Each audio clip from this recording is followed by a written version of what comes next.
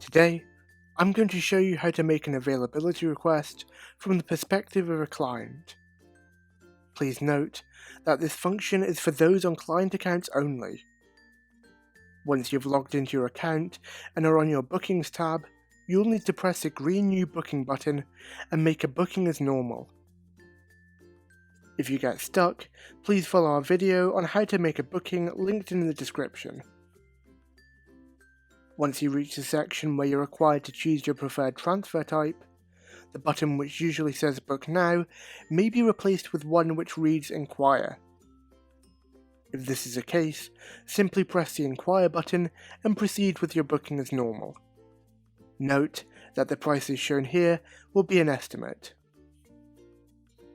Once you have reached your transfer summary and you have checked over your details and ticked the required boxes at the bottom of the page, you'll need to press the green button which says Confirm Request. Your availability request has now been made, and we are searching for availability with our suppliers. Once your request has been made, you will receive a confirmation of the request to your inbox. If there is availability, then you will receive a confirmation to your inbox like this. This email should also contain a final price for the transfer.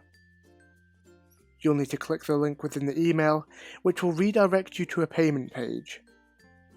When you have completed payment, the booking will be confirmed and you will receive another email confirmation to your inbox. Please note that the confirmation of availability is not a booking confirmation. Your booking is only confirmed once payment has been made. You will have 1 hour to make payment once you receive this email, after which the link will expire and you will need to repeat the process and check availability again. If we don't have availability for your requested transfer, a member of our team will be in touch to inform you of that.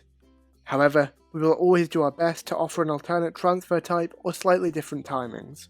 For invoice clients, they will receive an email which they need to approve and activate the booking when required.